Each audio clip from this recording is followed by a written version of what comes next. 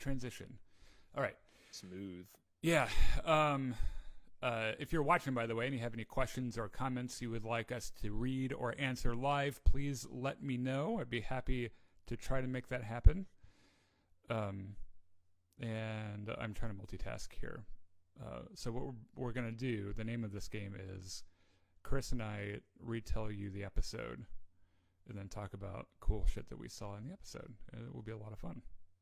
This was the season finale of Mandalorian, which before we get into this anymore, we're going to spoil it. There are going to be spoilers. So if you could please go away until you've seen the episode and then come back and see it. I mean, hey, Les, what's up? 12, 15 hours to see it already, so it's kind of your own fault at this point. Okay, so let's talk about Mandalorian. So spoiler alert, you guys have been warned, please go away. Or just mute and watch us gesture wildly. That'd be fine too. So this thing picks up more or less right off where the last one ended, right? Pretty much, yeah. In a fairly hilarious sequence with two scout troopers who are just hanging out, and I get the feeling they don't like each other very much. Well, I think the one doesn't like the other, because the one who has Baby Yoda is trying to just do his job, and the other one's real curious and wants to see Baby Yoda. Mm-hmm. Yeah, it reminds me of a coffee shop gig I had once with someone I worked with who was very talkative and wanted to talk a lot, and I just was usually supremely annoyed by them. But yeah, they're talking about what's in the bag, which we know is Baby Yoda. They picked him up, put him in a bag. And the one guy, I think he got a glimpse of it as they were riding past, but didn't see it all the way, and was like, the fuck is that thing? And they're talking about it. And the guys, this stuff is coming through their radio, who's like, hey, Moff Gideon just got here. It's going to be a little bit longer. He just killed his officer for interrupting him.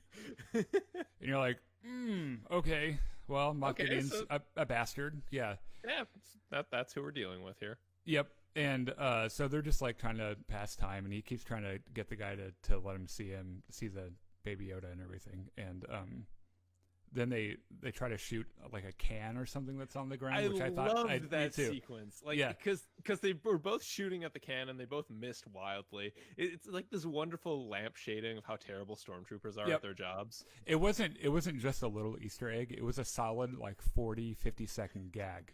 They really hit that home, and I really loved that.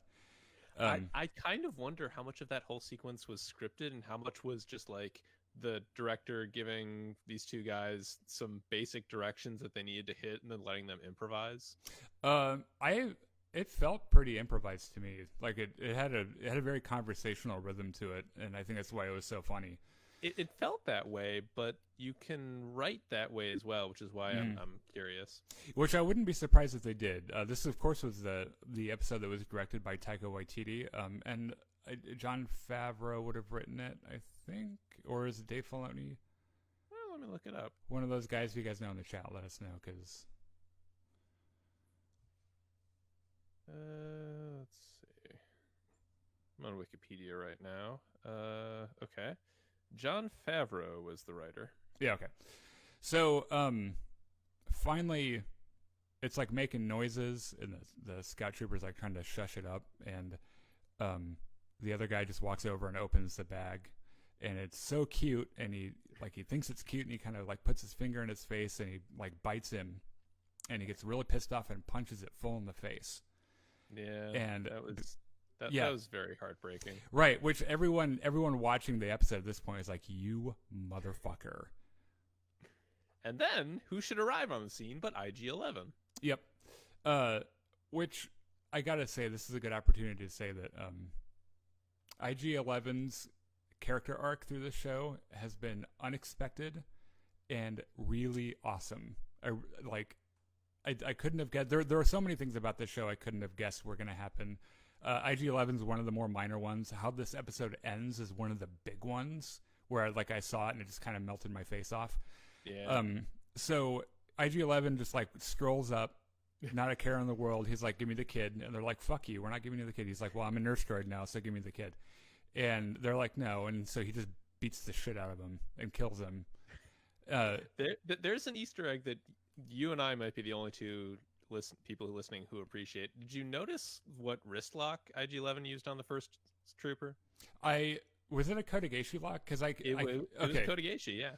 Yeah, so Chris and I are both avid martial artists, and it was a jiu-jitsu Aikido based move, and we've employed several of them on each other before. So as you see that, and it kind of like hurts the wrist a little bit. But so they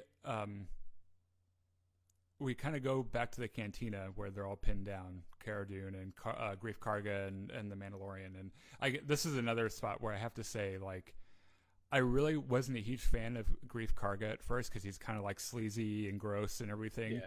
But like after the last couple of episodes, I really like him, and I hope that he's in more episodes because I think he's hilarious.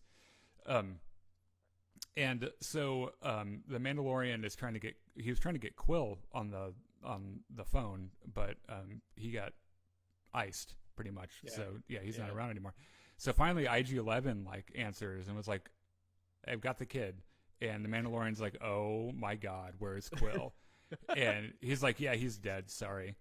And then he's like, I've got to complete my primary programming. And then the Mandalorian's like, what do you mean? What primary programming are you talking about? And he's like, well, I'm a nurse droid. I got to protect the kid.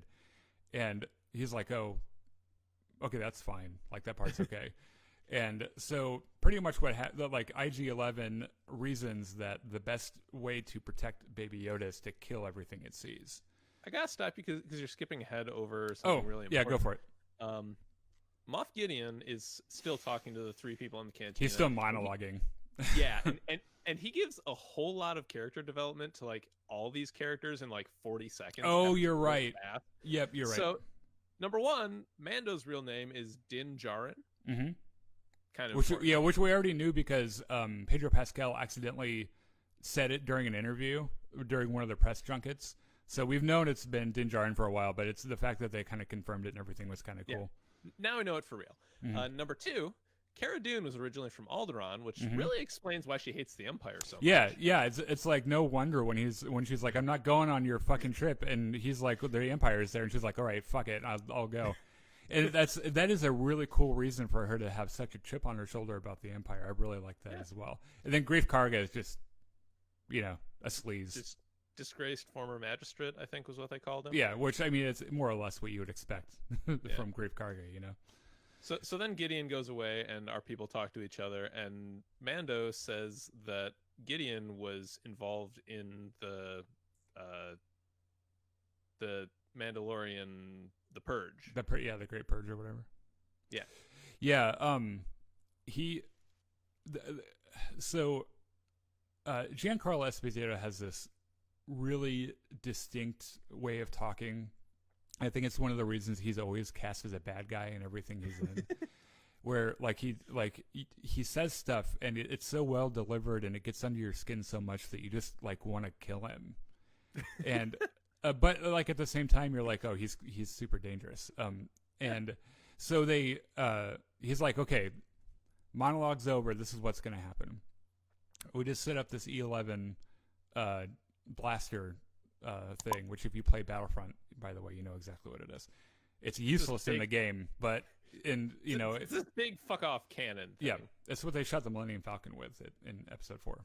As they're trying to take off. So he's like, we're going to hook this thing up. It's going to take us a couple minutes, and we're going to raise this entire building. So either give us what we want, or we'll just kill everything. And they're like, well, what assurances do we have that you won't kill us? And he's like, I might kill you. I don't know. Like, you can't trust me. I'm an Imperial fucker. Let's go. And so he goes until sundown or whatever and walks off.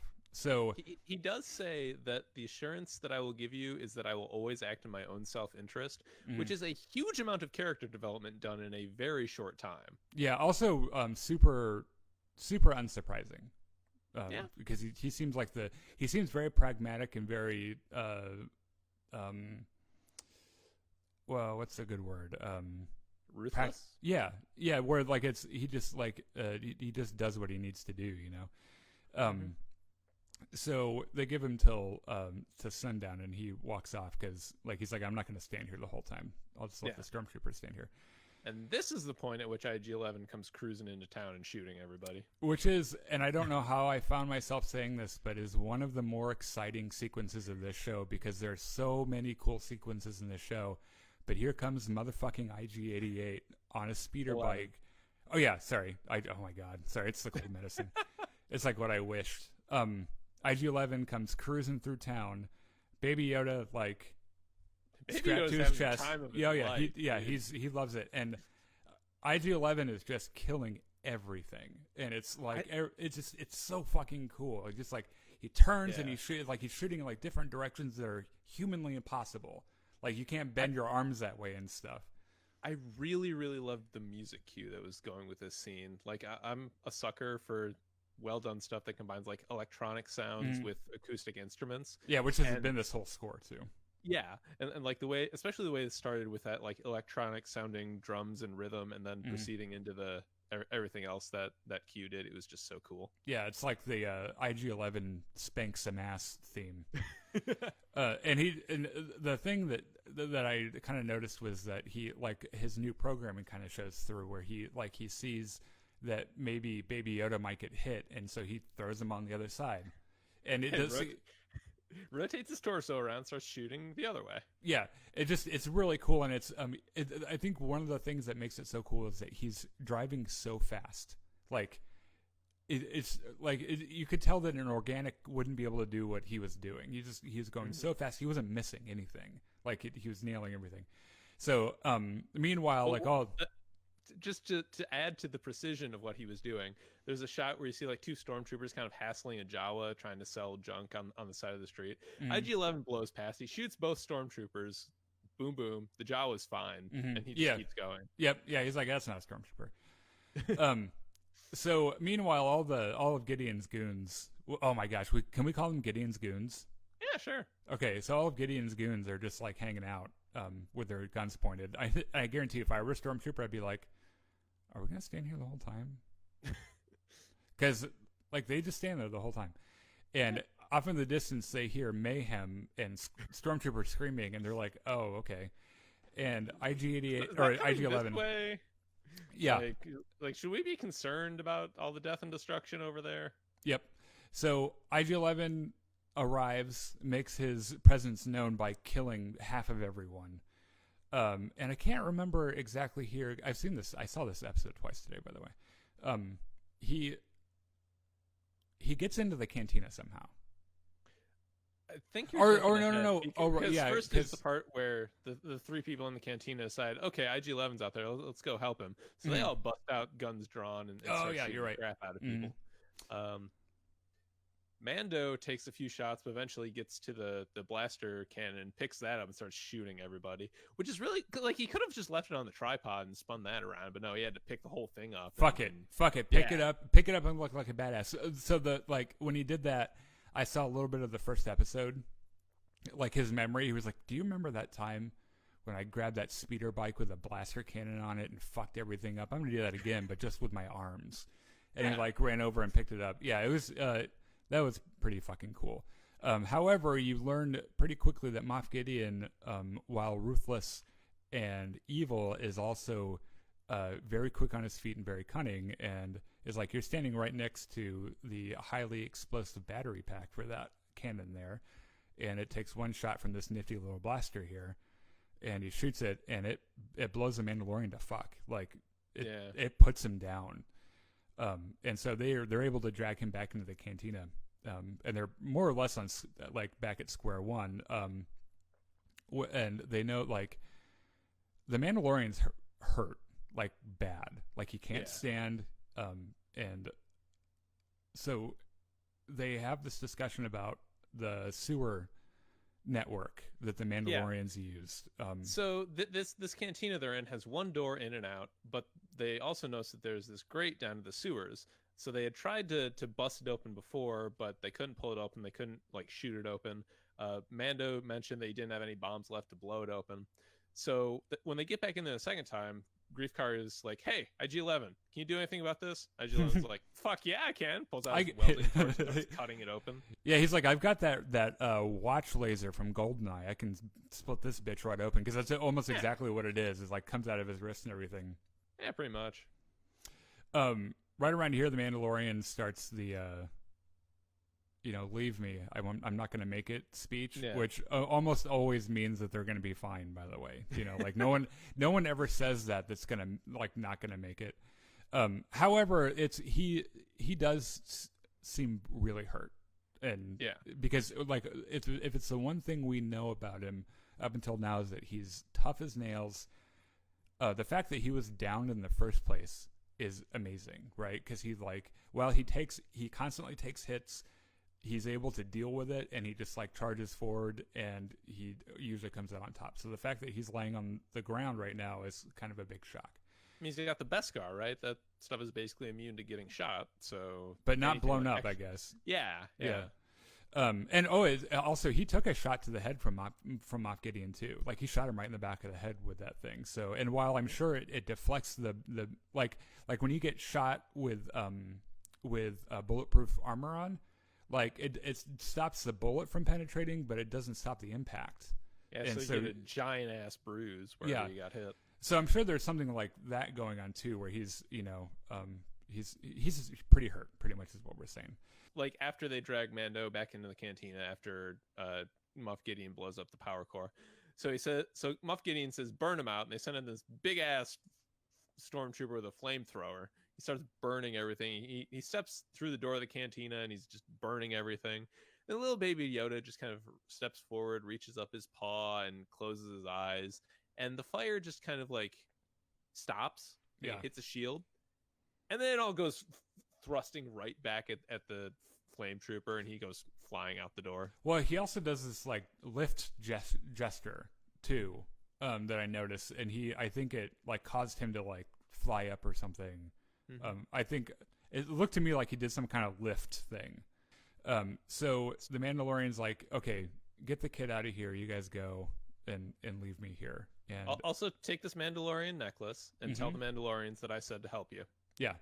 And so they come to an agreement where Cara Dune's like, okay, we're gonna go, but IG-11, like you need to make sure you bring him with you when you come for us. And he was like, I promise, I'm a nurse droid. It's what I do.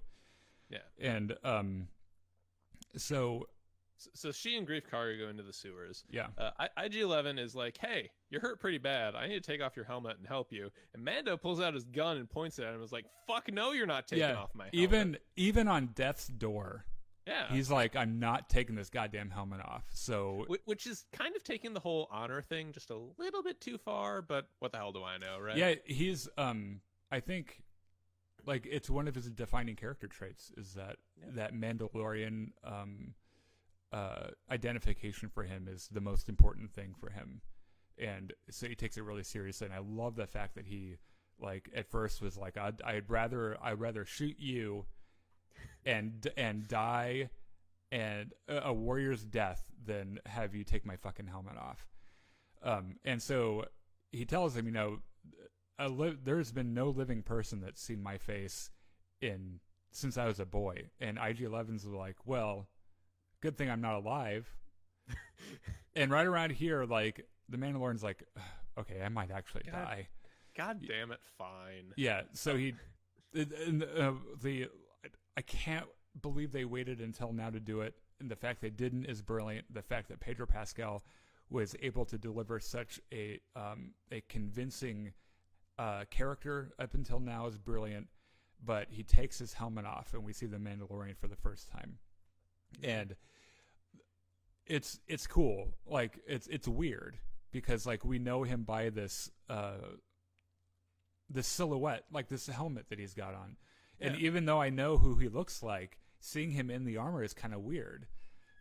But he's like pretty fucked up. IG-11 like even makes a joke with him. He's like, your central processor's kind of busted. And he's like, you mean I have brain damage? And he's like, yeah, I'm joking. Calm the fuck down. That's called bedside manner, you nerd. Yeah. So anyway, IG-11 gives him some back to spray and says, okay, you're going to be better soon. Let's just put your helmet on and get going into the sewers now. Yeah. Yeah, he gives him like a spritz of like which works pretty quick. So they get down into the sewer system. They're trying to find the Mandalorian stronghold, but Mando has no idea where the fuck they are. Like he's pretty lost.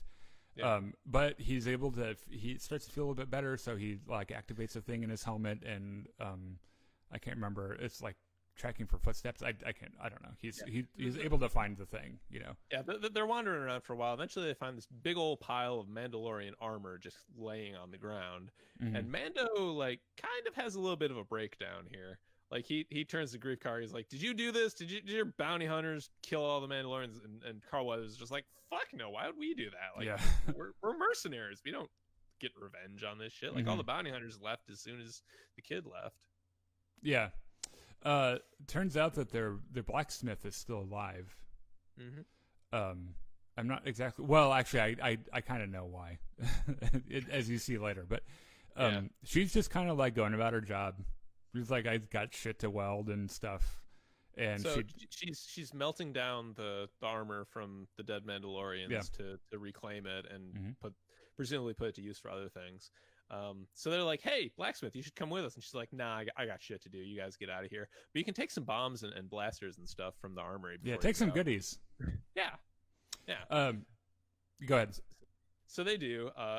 IG-11's like, "Hey, there's stormtroopers here. Blast, blast, blast." Now there's not stormtroopers. This is like, "Okay, we should get going now." And then there's a scene like right after they leave of the blacksmith just kind of kneeling in her shop. She's got her hammer in one hand, she's got her tongs in the other. Like 5 stormtroopers come in, they start pointing their guns at her like, hey, what are you doing? Where'd they go? Yeah. Why are you kneeling there? What is that hammer for? And blacksmith lady is just like, "Oh, you have no idea what you're doing." And then she proceeds to just beat the shit out of them. Yeah, she whoops their like minute. Yeah, right. Which like up until then I was like, how did she get out of this thing alive? And then she does that and I'm like, oh, because she's a badass. Okay. Yeah. Like it was completely gratuitous. It's a completely gratuitous scene. It doesn't advance the plot at all. We needed it though. We needed it. Like you know, we didn't need it, but we needed it. So they keep running through the sewers. Yeah, they get to the lava river, right? Sorry, like I've had so much cold medicine right now. I'm like, I don't even know where I am. Yeah, lava river. Go ahead. Which like building your city on top of a lava river is just like the smartest possible choice. So good going, original settlers of whatever planet this is. So they get on this boat and push it out, and there's a droid. Navarro. It's called. I just remembered. Right. Sorry. Okay. Anyway. So they got this ferry droid, which has like the body of an R2 unit, but it has like arms and legs welded on. That was really weird. Yeah. Yeah. John thought it was an R2 unit disguised, or an IG droid disguised as an R2 unit. The limbs do kind of look that way. Yeah, it was very weird. I don't know. This kind of reminded me of Greek mythology, the river Styx and Charon, the ferryman, just because like, there's this silent fairy droid. There's like this river of lava, and it's just all very very old school. It's very hellish kind of too. Like it's very, very hellish. So anyway, they're going down the river. Mando turns on his X-ray vision and sees that there's this tunnel ahead. There's a shit ton of stormtroopers out there, like hiding behind the walls so that they can't shoot them. He's like, "Well, shit! If we go out through the tunnel, we're all dead." Yeah. IG-11's like, "Hey, wait a minute! I have this bomb in my chest. Let me just wait out there and blow myself up." Now, Chris, like, no. You might remember that I told you that they're going to pay this off in one of our earlier episodes when we talked about this. And I was like, they made such a gag out of that fucking bomb in the first episode that they've got to pay that off, and they do it in the coolest way possible. Also, very emotionally satisfying. Oh like, yeah.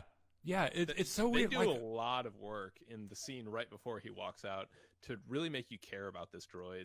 Why did I care about IG-11 so much? Like, I don't understand, because like in the first episode he was really cool. It's cool to see him like murder everything, but like by the time the scene comes, I'm like, even the Mandalorians, like, who, by the way, if we know, like, there are things that we know about Mandalorian. One of them is that he doesn't take his helmet off. The other is that he takes his Mandalorian culture very seriously. The only other thing we know about him so well is that he hates droids. Like, he hates droids so much, and he has this emotional moment where he's like, you don't have to go out there. Like, we'll all die together. Who cares? We'll just gun our way out of here. And he's like, IG-11's like, don't be sad. And he's like, fuck you, I'm not sad.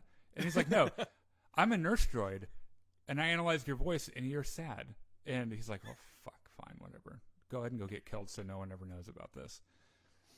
I think Mando started to turn around a little bit on droids around the time IG-11 saved his life with the Bacta and shit. Yeah, I think if it's one thing, like, the reason that he's such an interesting character is because he's very dynamic, right? So, like, when we meet him, he's very silent. The only thing that matters is the job and getting the money so he can get his Beskar armor. That's really the only thing he seems to care about. And he meets this baby, and it changes his entire life. And he just keeps changing throughout every episode. Like he changes in some way. He learns something about himself that makes him different. And there's like all of the best characters in literature and in film are dynamic. Like they go the hero's journey. They start at a particular place, and where they end up is light years away from that. Like it's in a different place, which is really awesome. And so they have this pretty touching moment, and IG-11's like, so I'm gonna do this like a badass, because like if I'm going out, it's gonna be a badass. So he just steps into the lava river, and he's like, I'm just gonna fucking walk out there. One important thing we forgot to mention: before they left Blacksmith Lady, she said to Mando, "Hey, you remember how to use a jetpack?" He's like, "Oh yeah, yeah, kind of." She says, "All right, I'm gonna give you this jetpack." Yeah, the guy's dead. Like he's not using it anymore. Here, have this one. Yeah. So before IG-11 walks into the river, he says, "Hey, Mando, I can't carry this anymore. Here's your jetpack." And then he walks out and has this little speech. Like when he gets out of the stormtroopers, he gives a speech about how I cannot be captured. My manufacturer forbids it. So a little bomb pops out of his chest and he blows up, and all the stormtroopers are gone now. All of them, every single one of them. Yep. Yeah. Mm-hmm. So they get out there and they're like, oh shit, good job, IG-11. Like it sucks that you're gone, but like you literally killed like 100 or probably like a dozen stormtroopers. He literally went out with a bang. Yeah. And so they don't have much time to celebrate because there's a TIE fighter flying right toward them. It's Moff Gideon's TIE fighter, in fact, because apparently he only had the one and like no other pilots. Yeah, I guess so, yeah. Which doesn't surprise me. I'm sure that whatever's left of the Empire is probably hurting for supplies and stuff. But by this point, they're probably not doing so good. Like, is this like chronologically before or after the Battle of Jakku? It was before, because after the Battle of Jakku, whatever remained of the Imperials drifted off into the unknown region. Okay. And they were never seen again. Okay. So Moff Gideon comes in with his TIE fighter and like does a strafing run and very deliberately misses the boat just to let him know that, hey, I'm here and you're all going to die. Yeah. And like everyone on the boat is like, well, shit, we shot him a whole bunch and our blasters didn't do anything. Now what? Mando's like, hold on, I got this. So Moff Gideon comes around and starts shooting him again. Mando hits his jetpack, jumps up, fires his grappling hook, and like hooks lassos onto the TIE fighter. Yeah. And he's like reeling himself in. Gideon's doing all these maneuvers, try to shake him. Oh, hold on a second. Before he gets there, by the way, like they see this TIE fighter coming in for the kill shot, and Grief Karga turns to the baby. He's like, "Do the magic hand thing. Do the magic hand thing." Which I like. He's had a couple. It's like that line in the episode before this where it's like, he's gonna eat me. Like he's so over the top and dramatic, and I love him so much. Yeah, Carl Weathers, man, good for you. Best supporting actor in a web streaming series or whatever award he's eligible for. Yeah, I mean the woman that plays Cara Dune too. She's there. There's something like. You can tell that she's really haunted by her past, and that she takes it. She deals with it by killing things, And when she couldn't kill things the way she didn't want them to be killed anymore, she was like, "Fuck it, I'm just gonna go like be an outlaw or whatever." It's just all the character development so far has been so brilliant that like when every one of these episodes ends, I'm like, "Oh man, is it over already?" It's so fucking good. Anyway, continue. Disney did such a good job with casting. Holy shit. Sure. So Mando is flying around. He's like trying to reel himself in on this TIE fighter. He finally gets there. So it's like Giancarlo Esposito looks up and Mando's on his canopy like, trying to shoot his way through with his blaster. Does some more rolls and stuff. finally, Mando ends up on like one of the wing struts of the TIE fighter. He pulls out some bombs and slaps them on. Jumps it's off. like peace and just jumps off. Yep. And Moff Gideon, meanwhile, is in his cockpit. He sees a little indicator on his dashboard saying, "Hey, you've got a bomb on your ship." He's like, fuck! It blows up and crashes into the ground. The first time I saw that sequence, I thought it was a plot hole because Mando said back in the bar that he was all out of bombs. And then I remembered that before they left Blacksmith Lady, she said, "Hey, take some bombs." Yeah, have some goodies. Yeah. So it crashes, and then Grief Karga's like, well, we won. That's fucking cool. So, we really cleaned up this town. Yeah. He's like, Cara Dune, you could probably kick my ass, and I'm kind of into that. Like, you should come be some muscle for the Bounty Hunting Guild. And Mando, like, shit, you could charge whatever you want nowadays. Like, you can be the richest bounty hunter in the world. And he looks down at Baby Yoda, who's like hanging onto his leg, and he's like, I've got other shit to do. Because what we forgot to talk about that they developed earlier when they were talking to the blacksmith was that a special kind of relationship had been formed, and that the blacksmith more or less considered Baby Yoda as a foundling, and that's right around where she gives the Mando his signet, which it was a mudhorn, right? It might have been. Yeah, I think so. I didn't get a good look at it, but she does make a very nice statement saying you're a clan of two. Yeah. And so the expectation there, oh man, we missed something super important. I'm glad we caught this before we go on to the last thing. Carl Weathers, when they go visit the blacksmith, he's like, that baby can move shit with his mind. And he's like, have you ever heard anything like that? And she's like, well, I mean, I've never, like, let's put it this way. There's a bunch of sorcerers that we really hate called the Jedi, and they can do stuff similar to this. And they have this discussion about, if he's going to be a foundling, like, should I train him? And she's like, well, no, he needs to be with his own kind. And so more or less tasks the Mandalorian with returning him to the Jedi. And one of the most badass lines in the entire episode was, you want me to return him to our enemy, a bunch of sorcerers? And she's like, it is the way. And he's like, all right. Well, shit, this is good the enough. way. Good enough for me, yeah. So he's got this new mission, kind of, which is to find the Jedi and return him to his people. And so he tells Grief Karga.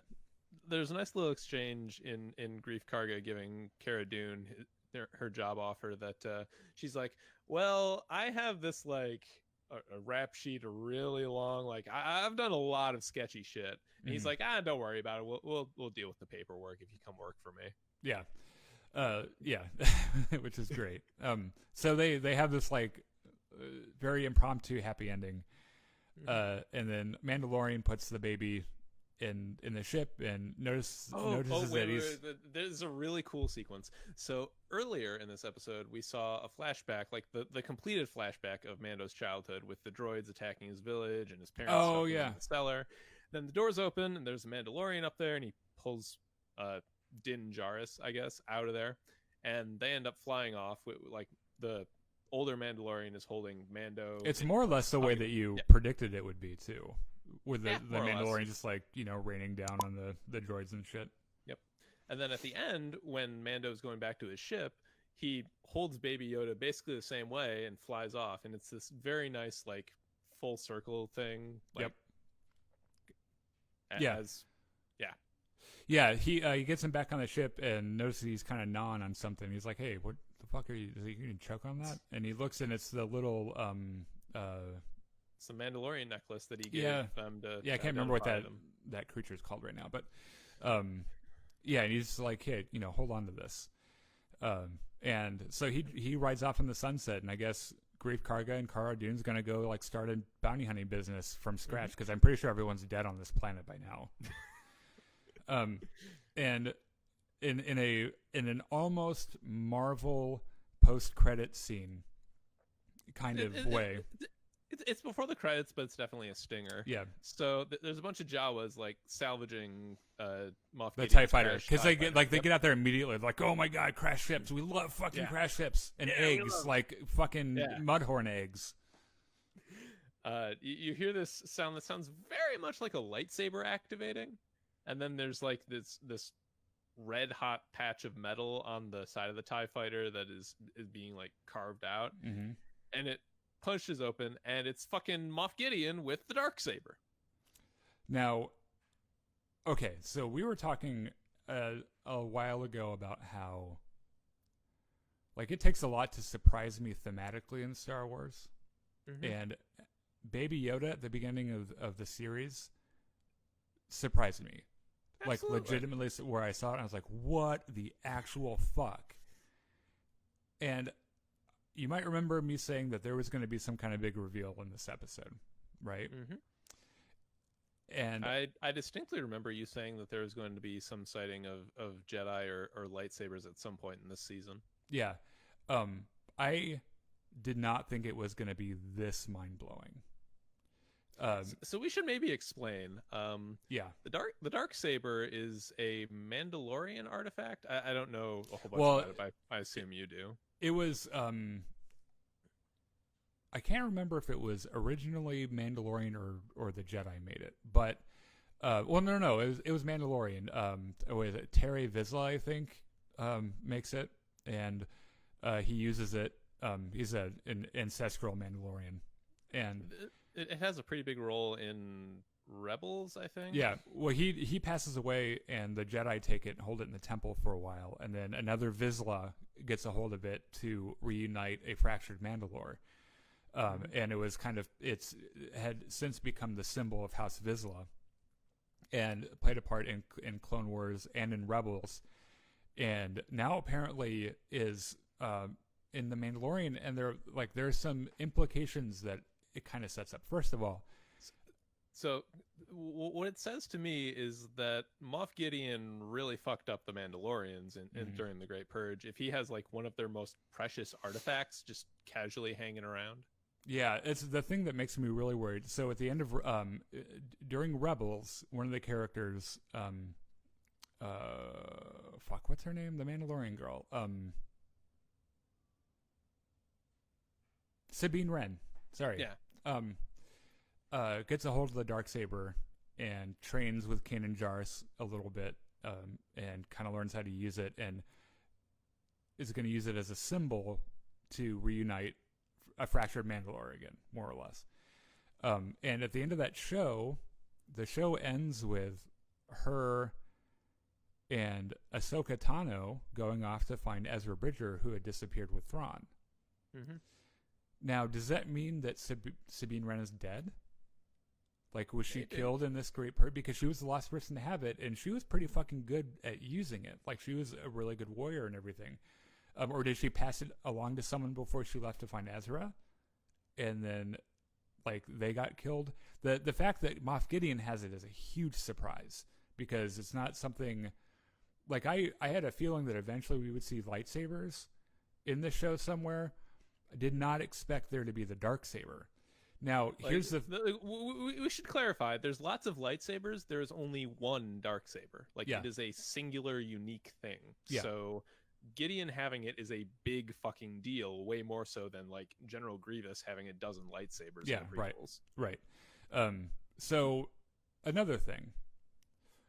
And I mentioned a while ago, like, I had some predictions about, Jedi showing up or seeing lightsaber wielding people showing up. Now, I want you to pretend like you are in this universe. You're just you're a common person who has not seen, you weren't born during the Clone Wars. You don't know, you've never seen a Jedi before.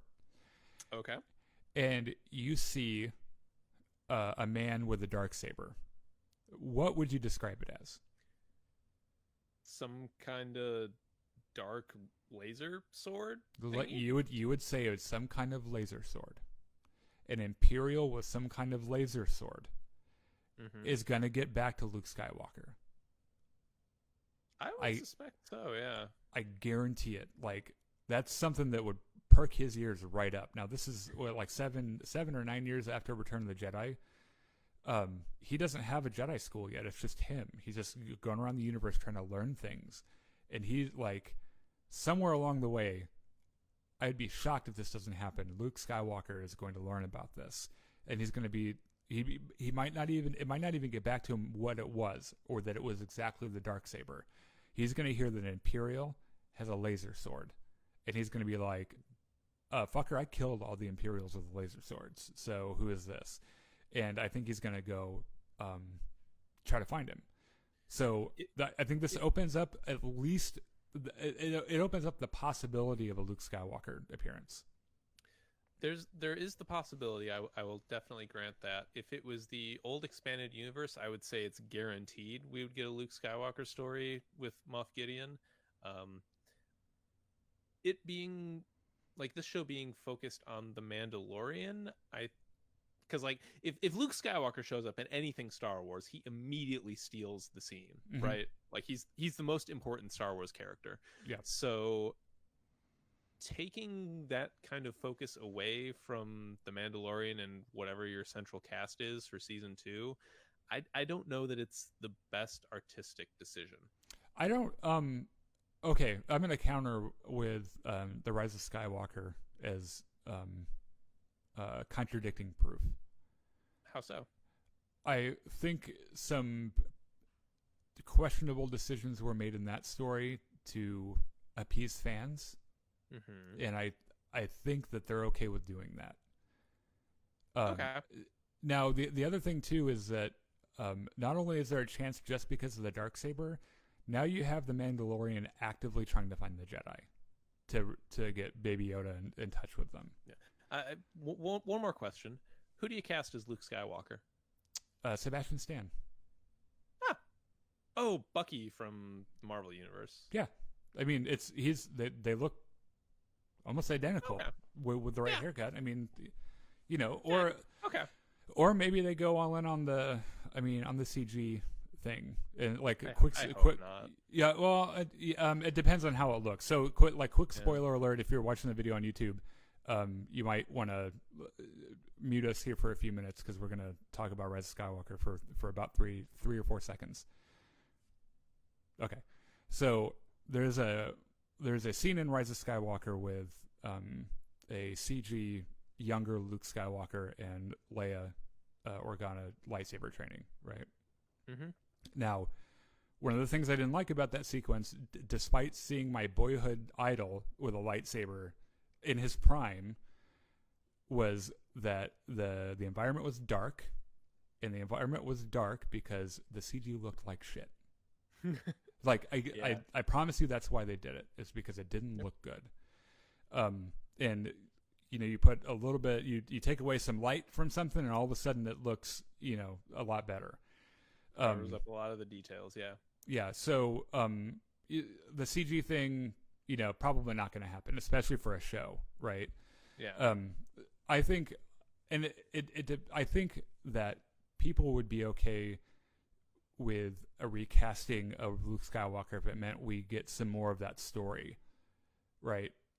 Yeah. So I'm kind of a Star Wars purist, honestly, and I would be the first person to be really upset if they were to, you know, redo the original trilogy films. I would be really upset about that. I would not be upset with them recasting Luke Skywalker with someone who at least reminds us of him, and having another person do it. And I think it would make for a pretty cool story. There is precedent for Disney doing this and having it come out fairly good. Aiden Ehrenbacher, or whatever his name is, in Solo: A Star Wars Story. Who wasn't doing a Harrison Ford impression even close to, like, he wasn't trying to be particularly Harrison Fordish. He was kind of dialing into his mannerisms. He wasn't trying to copy his voice or anything. He did this thing where there are certain, like the way that he points, you know, where you're like, oh, that kind of reminds me of Han Solo. Like I think he sold it really well too. Yeah, absolutely. So and they recasted Han Solo. So clearly there's a a precedent for it. So yeah, it's I'm pretty sure the second season. I mean, they're already filming the second season of it. I think it got approved before the first episode even aired of the first season. Yeah. So it's. I mean, we're running full speed toward a Mandalorian Jedi meetup, and it's for more reasons than we even talked about, because not only is the Mandalorian looking for it, not only is Moff Gideon running around with a Darksaber, but there's this ancient Mandalorian Jedi problem that would make for really good storytelling, and yep, I would buy it. So I'm excited. I think we looked up the second season comes out fall 2020. So it's 9 months from now, roughly. Yeah. I think more or less it probably a little less than a year than when the first episode of the first season aired. So okay, yeah, that makes sense. That's not too bad. Right, they're not going to pull a Game of Thrones and make us wait like 2.5 years or anything. So let's talk about a couple of Easter eggs real quick. Because we already kind of talked theories. That whole thing I just went on was kind of a theory thing. Yeah. So according to my notes here, more scout troopers with a huge stormtroopers can't shoot gag. Yep. The E-Web, the 11 heavy repeating blaster, which is seen all over the Star Wars universe and also in the games. The mention of Cara Dune being from Alderaan, which I believe she's the second person that we've known. Well, I guess not the second, but she's one of the few people we know that characters that we know that have a name who have speaking roles that are from Alderaan, which is kind of cool. There's her. There's Princess Leia. There's the Bail Organa. Bail Organa. There's the guy from that Kylo Ren, or no, it was the General Hux comic we did a while back. Yeah, I mean, sorry, on screen. Oh, okay. Yeah. Then presumably the dude from the ship in A New Hope that Vader choked out for information. Yeah. I mean, your neck crunching isn't really a speaking role. She's one of the few important, which is kind of cool. So the Mandalorian's name being revealed was maybe not so much of an Easter egg, just a really cool thing, Let's see. So they made a connection to the Night of 1,000 Tears, which is a reference to the Siege of Mandalore, when the Jedi came to Mandalore to kill Darth Maul. So they actually kind of all throughout the series they've kind of touched on some stuff that we know from Clone Wars, which is kind of cool. The other thing we forgot to talk about, Mandalorian isn't a race. It's a creed, which isn't true, or at least it didn't used to be. Mandalorians were from Mandalore. Like, they were a race of people. I think that because of what happened, they're not a race of people anymore. They're probably all dead. So, it's a creed. So, well, cultures evolve over time, right? Something that might be as not inclusive in the sense of taking things, but kind of closed, a closed kind of society that relies on people of certain descent might, like, when you're completely decimated, that culture might open up to, say, orphans that they can indoctrinate from a short age into thinking and acting like them. Oh yeah. That's pretty true. We see stuff like that even in real life, sometimes. There's a blue Mandalorian during that the flashback scene. The flashback scene, yeah, which is I think they're all in blue, actually. Yeah, that's it's a important color in Mandalorian culture, and it signifies them being reliable, which is something that's I guess it's expanded upon somewhere else. The Flame Trooper thing, of course, is an Easter egg in itself. I mean, like, if you play Battlefront, even. They're kind of, or they're also in Clone Wars as well. Seeing them in live action is kind of cool because we haven't seen too many of those. And so a little bit of information, and no one really knows what the Force is anymore. It's just people doing weird things with their minds and making things float. Which sorcerers and witches and wizards and whatnot. Yeah, it makes perfect sense why when Rey gets to Luke Skywalker and he says, "Tell me what the Force is," and she's like, "It's a thing that makes you lift rocks and control things." Like that's probably that's all she's ever known. Yeah, it's what most it's I think what most people assume it is. Which really goes to show just how successful Palpatine was in eradicating every last trace of the Jedi. Yep, and he was even careful about hiding his own Sithiness. It wasn't widely known that he was a Sith. Oh yeah, we talked about the weird R2 unit. That was kind of cool. R2 unit with legs, and then of course the Darksaber. We just talked a whole bunch about it. So that's kind of the Easter eggs that I picked up on when I watched it. I'm sure there are more. If there are more and we missed them, you should put some in the comments because we'd be happy to know about them. You guys could really help us out there. Which, by the way, if you're watching us on Facebook Live, we have a Facebook channel called Jedi Enclave where we do our live shows, and we also do lore videos. We put up video game footage, pretty much all the... Occasionally. Yeah, well, that's on our Facebook page. And our YouTube pages, we produce content, Star Wars content, and we review stuff and we talk about stuff where we're both pretty knowledgeable about Star Wars, and where we're not knowledgeable, we are extremely passionate. So we're always learning about it, and we're always wanting to talk about it with other people. So you should follow us on YouTube, subscribe there, and go check out some videos, like them, and put a comment down. I try to answer most of them. Unless they're obnoxious, and I just delete them. And then I block them from our channel. That's what happens when you troll Jedi Enclave on YouTube. You disappear. I make you disappear. It's the best thing in the world. If you're watching on YouTube or on Facebook and you're not a part of our Facebook page, you should like us there. That's where the memes are. We have some pretty cool memes. We post most of our YouTube content there, too, so it's a good way not to miss that. We started this just a few months ago. We're just a couple of Star Wars nerds, and we really just want to connect with people who are passionate about Star Wars. It doesn't matter what side of the Last Jedi argument that you're on. We'll love you the same. Like if you bring a good argument or a good thought to the table, we won't discount you as a toxic fan or as a fake fan or whatever. We just like to talk about Star Wars, and we're both pretty excited about spirited debate too. So I think we both strongly believe in letting people like what they like. Yeah. So if you like Last Jedi, that's great. If you like Rise of Skywalker, fantastic. Awesome. If you like both, tell me how you did it, man. Because I want to like Rise of Skywalker. I'm just not there yet. Yeah. I might be. My opinion about Star Wars changes like different episodes. Where my ranking of Star Wars movies changes. Sometimes. So I don't know. I might learn to love it a little bit more.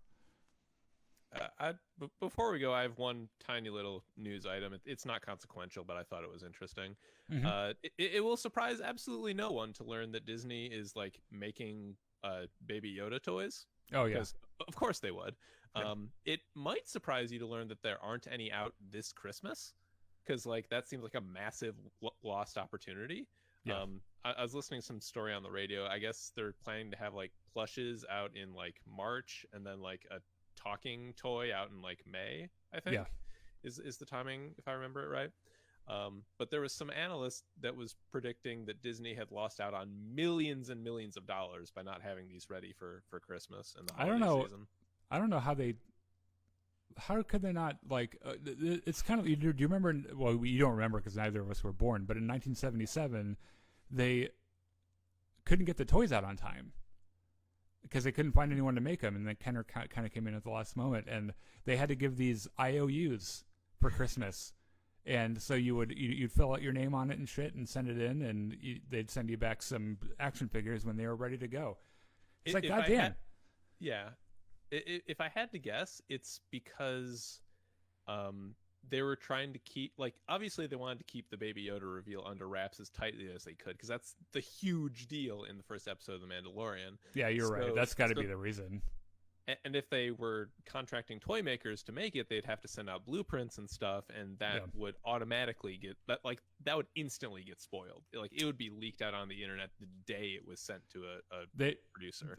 They just they kidnap a handful of toy makers and lock them away, and they have to live at the Disney compound for months, just sewing away every day at these Yoda plushes so they're ready to go.